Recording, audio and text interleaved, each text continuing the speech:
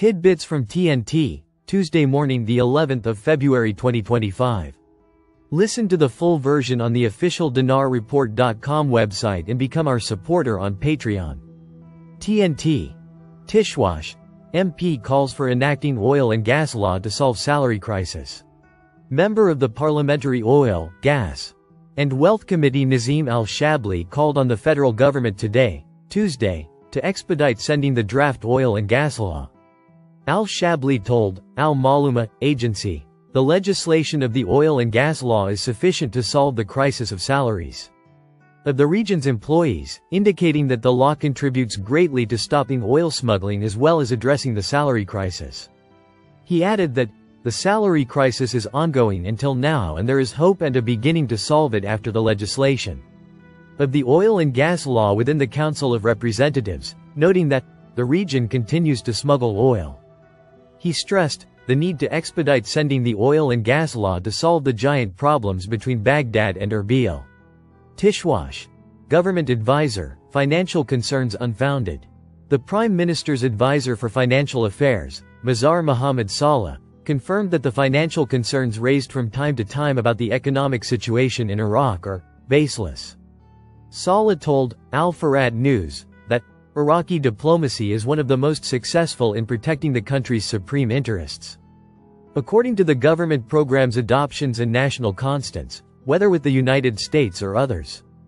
He added, there is a high degree of consistency in managing the country's financial affairs in a stable manner within the framework of the general economic policy, which is a positive thing that is always indicated by the ability and flexibility to confront economic challenges with high rationality during the past years. Saleh pointed out that the country enjoys good financial flows from oil revenues and others, supported by efficient foreign reserves and promising economic activity in the real sector, and partnership with the private sector witnessed by the country, especially in the sectors of renewable energy construction, fossil oil, electricity, gas, infrastructure, reconstruction and housing in an unprecedented manner. Despite the statements of government officials reassuring the financial situation in Iraq, there are some concerns that are raised from time to time due to fluctuations in oil prices. The Iraqi economy depends heavily on oil exports, which makes it vulnerable to fluctuations in global oil prices. Any drop in oil prices could significantly impact government revenues and lead to a budget deficit. While there are some financial concerns, the economic situation in Iraq appears stable at the moment, thanks to good oil revenues and foreign reserves at the Central Bank of Iraq. Tishwash. PM's advisor. Government has taken steps to revive manufacturing industry. The financial advisor to the Prime Minister, Mazhar Mohammad Saleh, confirmed that the government has taken steps to revive the manufacturing industry. Saleh told the official agency, the revival of the manufacturing industry in Iraq is a strategic issue with multiple dimensions. The first of which is that the industrial operator, whether small, medium or large, is one of the most important activities responsible for employing 60% of the workforce. He pointed out that eliminating sustainable unemployment requires economic diversification, and the basics of diversification start with the industrial construction of Iraq. Secondly, the partnership with the private sector is an ideal solution for reviving the industrial sector itself. Whether this partnership is in providing financing and government support or a partnership in ownership or capital.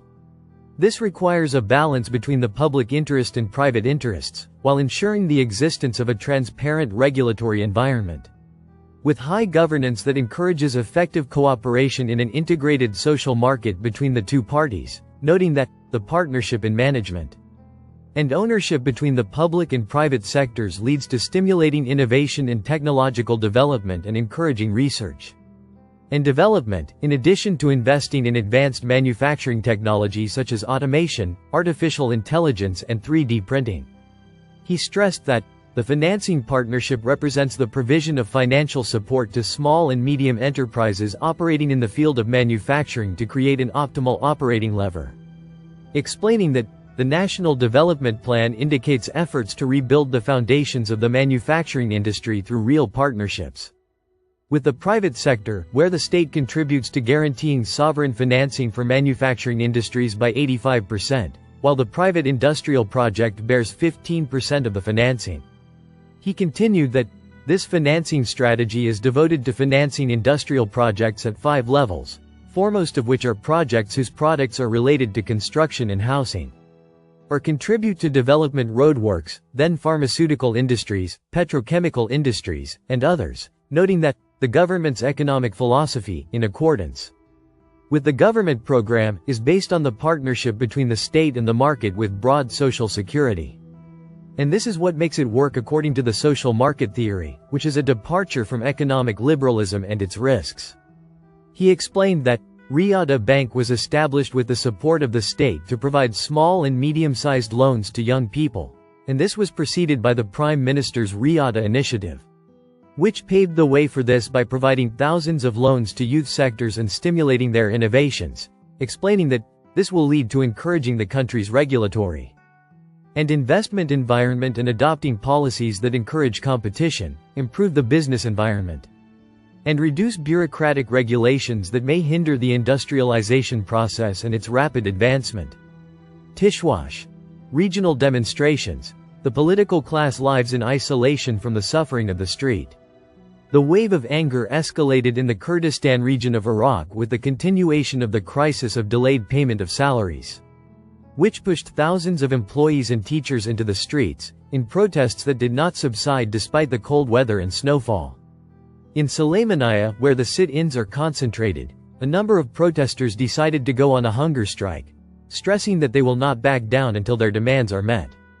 A political source from Erbil said that the current crisis is not a recent one, but rather the result of political and financial accumulations between Baghdad and Erbil, as these scenes are repeated every few months without radical solutions. He added that the partial solutions proposed after each crisis do not guarantee the stability of the financial situation of the region's employees, which increases the state of frustration and popular resentment. While the regional government is trying to reassure employees, security forces in Erbil continue to prevent the protests from spreading to it, as they refused to receive demonstrators coming from Sulaymaniyah. Local sources said that dozens of those who tried to organize gatherings in Erbil were subjected to security harassment, which increased tensions between the two cities. "We don't want slogans, we want our salaries," tweeted a Kurdish activist on the X platform. "We don't care about the conflict between Erbil and Baghdad, we want our children's livelihood," which has become hostage to political differences. In another Facebook post, a citizen from Sulaymaniyah wrote, "If we were demonstrators in any other country, we would be a global trend, but we are Kurds, so no one cares." Economic sources reported that the financial crisis in the region is not only a result of the delay in transferring funds from Baghdad, but also due to the lack of transparency regarding local revenues, especially from border crossings and oil revenues, the numbers of which remain vague despite the demands of the federal parliament to disclose them. A social researcher believes that the current crisis goes beyond the economic dimension, as it represents a crisis of confidence between the Kurdish citizen and his government, as many feel that the political class lives in isolation from the suffering of the street. He added that the continued security suppression of the demonstrations may lead to a greater escalation, and perhaps to the emergence of new protest movements that are not subject to traditional political leadership. "Every month we live with the same anxiety. When will we get our salaries? Will the high prices be enough? We don't even have the luxury of planning for the future," said Farid Othman, a government employee from Sulaymaniyah. "The regional government justifies, Baghdad evades. And we pay the price. How long will the citizen remain the victim?" said Shireen Abdullah, a resident. Analysis of the situation indicates that the crisis is likely to worsen, especially if a clear mechanism is not found to ensure salary stability away from political conflicts.